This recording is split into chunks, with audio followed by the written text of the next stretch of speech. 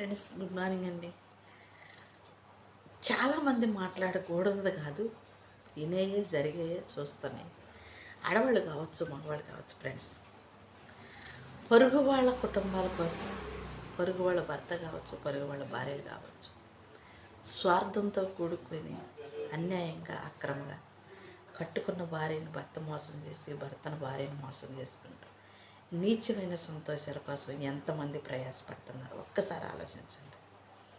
వయసు అయిపోయిన వాళ్ళ కాడ నుంచి ఇవాళ రేపు సచ్చే వాళ్ళు కూడా స్వార్థమే మూడగట్టుకుంటున్నారు, అన్యాయమే మూడగడుతున్నారు. ఎందుకు? మోసం కాదు, అన్యాయం కాదు, కట్టుకున్న భార్యని నీచంగా అవమానించి అనుమానించే వాళ్ళు కొంతమంది అయితే ఏ తప్పు చేయకపోయినా కానీ నిందలతో, అవమానాలతో సమాజంలో అనకూడని మాటలు అనిపించుకొని ఎన్నో కష్టాలను ఎదుర్కొని కుటుంబాల కోసం కాకపోయినా తన పిల్లల కోసమైనా తను బ్రతికే ఆడవాళ్ళు చాలామంది ఉన్నారు. ఫ్రెండ్స్, అలాంటి ఆడవాళ్ళందరూ కూడా అవమానం ఎలాగున్నా వాళ్ళు పడే బాధలు మాత్రం ఎదుటి వాళ్ళ మాటలకి వాళ్ళ జీవితం చాలా కూడా కుంగిపోయి ఉంటారండి.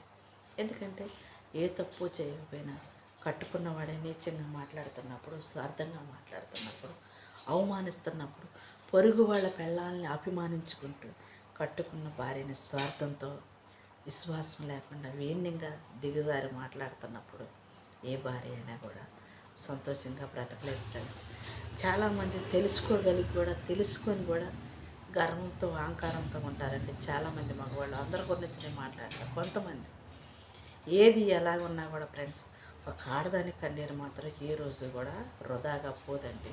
అది తప్పనిసరిగా ఏదో ఒక రోజు పై మీద పాము అయ్యి ఎలా పడిగిప్పి కరిచిద్దో ఒక ఆడదాని కన్నీరు కూడా అలాగే మమ్మల్ని మార్చింది. ఫ్రెండ్స్, చాలామంది మగవాళ్ళు దిక్కు లేకపోవచ్చు, అండలేకపోవచ్చు, అన్నదమ్ములు లేకపోవచ్చు, కన్న తల్లిదండ్రులు లేకపోవచ్చు, అక్కజల్లెలు లేకపోవచ్చు.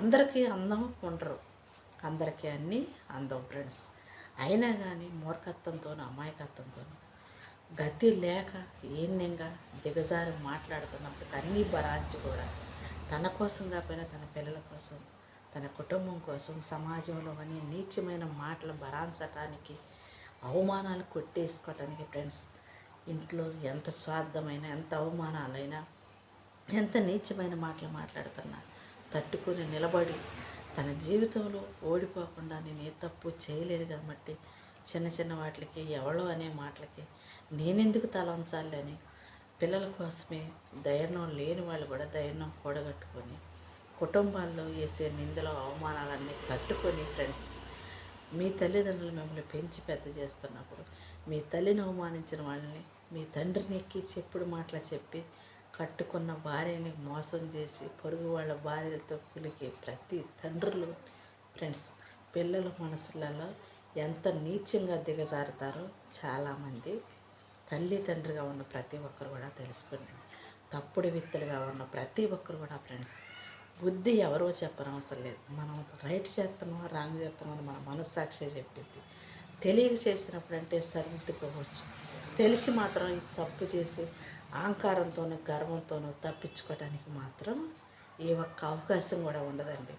మీరు తప్పించుకున్నారని మీరు ఒకవేళ అనుకోవచ్చు తాత్కాలికంగా, దేవుడు మాత్రం ఎప్పుడు మిమ్మల్ని వృధాగా వదిలిపెట్టడు. ఆడదాని కన్నీరు ఎప్పుడు మీకు శాపంగానే మారింది కానీ న్యాయంగా ఏ రోజు కూడా ఉండదండి. చాలామంది పేదవాళ్ళని చూస్తే అంతే, భార్య తరపున బంధం లేకపోతే ఏళ్ళగా మాట్లాడుతుంటారు మగవాళ్ళు. అయ్యో, నా భార్యకి అన్ని బాధ్యతలుగా ఉండవలసిన వాడిని నేనే అనేది ఎందుకు ఆలోచించరు? తల్లి అయినా తండ్రి అయినా నా తర్వాతే కదా. నేను నా భార్యను ప్రేమించకపోతే, ఆదరించకపోతే ఎవరు ఆదరిస్తారని ఒక న్యాయమైన తీర్పుగా, న్యాయమైన ప్రేమని ఎవరు కూడా అందించలేదు. స్వార్థంతో కూడుకొని కట్టుకున్న భార్యను మోసం చేసి ఏ దిక్కు లేదు లేనని చెప్పేసి అన్యాయం చేసి వేళ్ళగా మాట్లాడేవాళ్ళు చాలామంది ఉంటారు. ఫ్రెండ్స్, అలాంటి ప్రతి మగవాళ్ళు కూడా ఫ్రెండ్స్, ఎప్పుడు కూడా మీకు అవకాశం ఉందని, లేదా అలాంటి వాళ్ళు మీ జీవితాల్లో ఉన్నారు కదా అని నీచంగా మాత్రం మీ నిర్ణయాలు, మీ జీవితాలు మాత్రం పాడు చేసుకోమాకండి. ఫ్రెండ్స్, ఆడదాన్ని వస్తువు పాటికి వచ్చాలని చెప్తాను, తప్పక తగిలేదు. ఫ్రెండ్స్, నీ కుటుంబమే పాడైపోతుంది, నువ్వే ఇబ్బందులు పాలైపోతావు. నీ జీవితంలో కోలుకోలేని దెబ్బ ఏదైనా ఉందంటే అది కట్టుకున్న భార్య అవసరం. Friends, okay.